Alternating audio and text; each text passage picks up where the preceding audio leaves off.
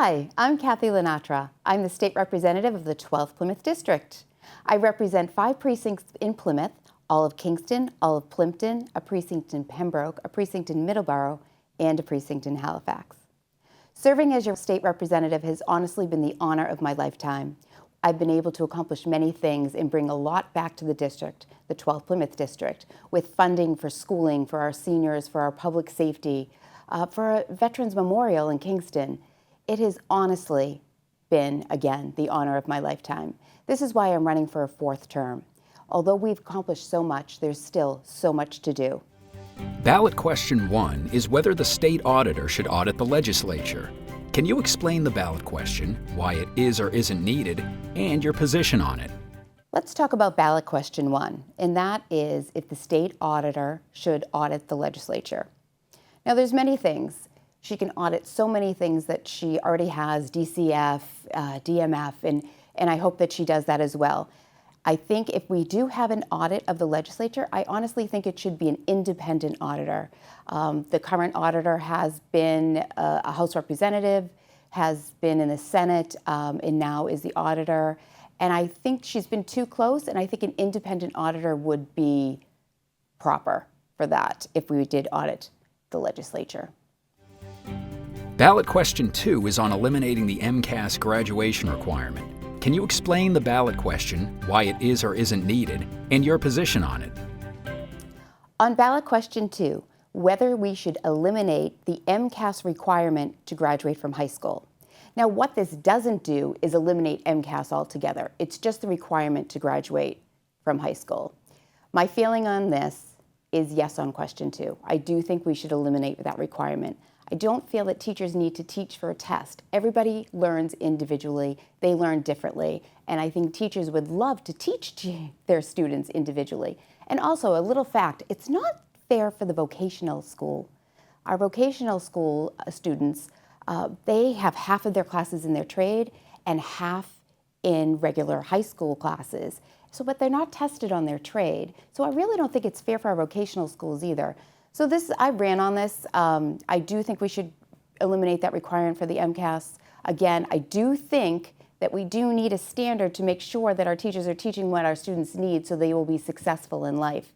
But I do not believe that the MCAS is the result for them to graduate from high school. A lot of students, my daughter in particular, a very bright young girl, they started young and she used to sleepwalk. And we would be like, why is she sleepwalking? Well, it came to the point where it was because she was so stressed out about that test, that MCAS test, which does stress our students out. They want to learn about all different things. They don't want to learn just to test. And the teachers don't want to teach just to test. So that, again, is my opinion. Vote yes on 2. Ballot question 5 is on the minimum wage for tipped workers. Can you explain the ballot question, why it is or isn't needed, and your position on it? On ballot question 5, it's shall we change the pay structure for our wait staff? Should it be minimum wage for our wait staff? And I will tell you, when I first heard this, I thought they would benefit from that. And I have gone to different restaurants and I've asked the wait staff individually, how do you feel about this? And they all agree. They like it the way it is. This is where they make their money. This is their bread and butter. And it would also put a lot of our small restaurants out of business. It would make the prices more unattainable for a lot of us to go out and enjoy a dinner out in downtown Plymouth, say. So yes, keep it the way it is, and that's the way I feel about that, along with every single waitstaff person that I have spoken to, which has been many over the past 6 months.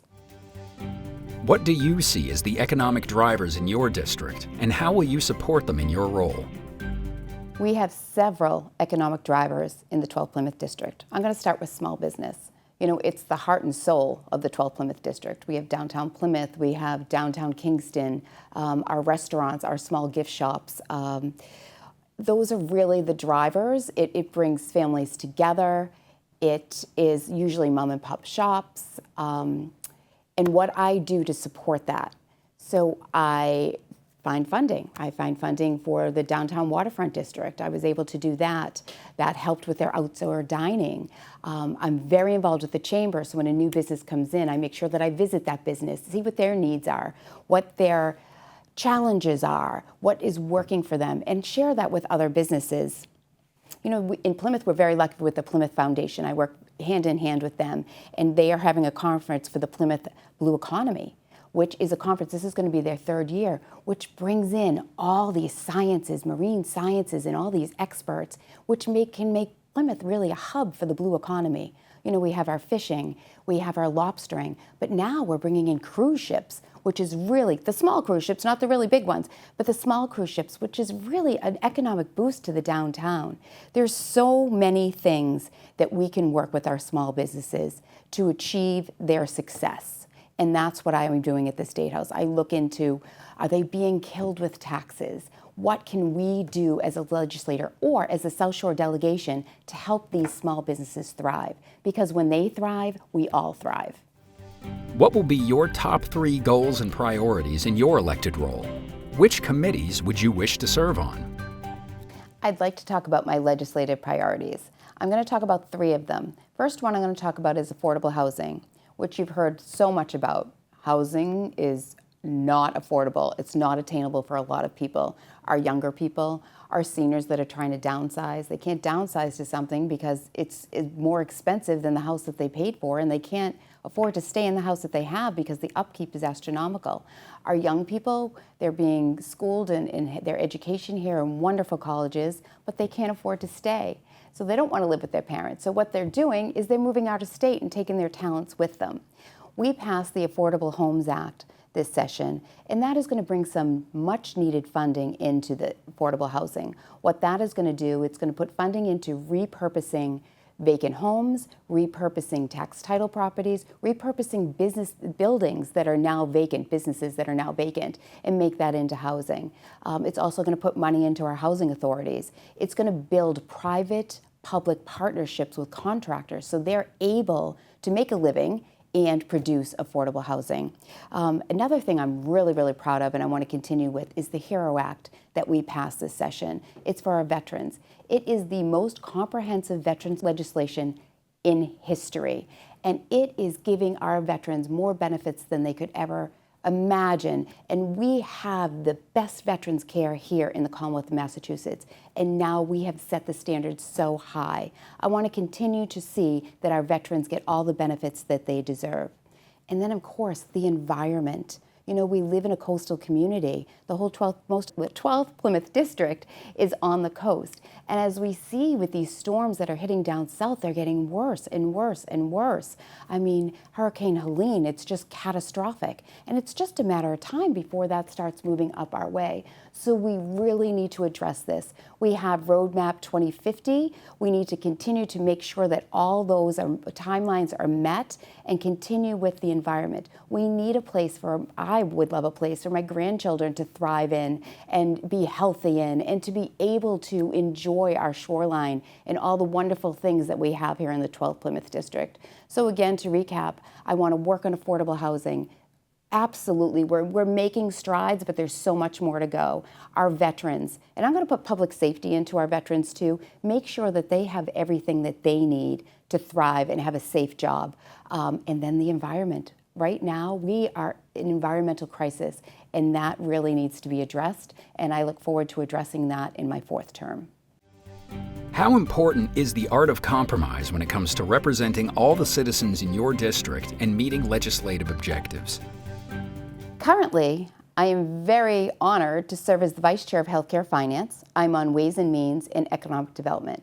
Those are 3 committees that I thoroughly enjoy and fit all of my legislative priorities. So going forward, honestly, I would like to be the chair, and I would like to be the chair of any one of those committees. Ways and Means is a stretch, but I'm still looking forward to someday being the chair of Ways and Means. But I would be happy, honored, and privileged to serve as the chair of any of those 3 committees. One of the things that I really enjoy in being a state representative at the State House in Boston is it is not like you see on the news. It's not like the federal government where Republicans are here, Democrats are here. In the State House, we all have to come into consensus. We have to compromise on both sides to get things done. Now, I represent the 12th Plymouth District. Within the 12th Plymouth District, I share towns with other representatives. Some of those are Republicans, some are Democrats, but we agree that we want the best for our district. And we have to come together to agree on things that we can do for our district, whether it's the town of Plymouth, whether it's the town of Middleborough, whether it's the town of Halifax or Pembroke. Those are the towns that I share. And I work alongside my colleagues on the other side of the aisle to make sure our district gets the best that they deserve. Now, when we have a big bill that we need to pass, we do. We debate. You know, we have different sides. I may think one way, my Republican colleague may think the other way, and we'll debate that, and we'll debate it on the floor. And sometimes we come to consensus when you see people will say, oh, she voted 98% with the speaker. Well, the other side probably voted 96% with the speaker because we debate before we actually vote, and we do mostly come to consensus. So you will see a lot of unanimous votes, but sometimes we don't, right? And being a Democrat, sometimes I will vote a little differently than some of my Democrat friends would think I would vote. And the reason for that is I represent everybody in the 12th Plymouth District, not just the Democrats, not just the unenrolled, not just the Republicans. Being a Democrat, people would assume that I would just vote that way. But again, I was voted in to represent everybody in that district. So if you reach out to me on a bill and I have 700 emails on one way and only 2 on the other way, and I reach out to those 700 people and I reach out to those 2 people, I have to vote the way my district wants me to vote. That's the reason I was elected. So in the State House, we are very fortunate to work with a great group of people that understand that we're going to have differences and we're going to vote different ways, but at the end of the day, we all want what's best for our district. I would be honored to continue as your state representative for a 4th term. We have accomplished so much. We've passed the Affordable Care Act. We've passed the HERO Act. We've passed long-term care legislation. We've had some tax credits for our seniors. We've had tax reform, but there's still so much work to be done. We need to work on the environment, our mental health. We need some more licensed mental health counselors. How are we going to have people go into that profession? We need to work on our hospitals. We've had such a tragedy with the Stewart hospitals. We need to make sure that that never, ever happens again. This is work that I would love to continue. I want to make the Commonwealth a place that we thrive, this 12th Plymouth District where our kids thrive, where my kids will stay here and thrive, and yours as well, and our grandchildren will thrive. So I would be honored to be your state representative for the 4th term, and I humbly ask for your vote.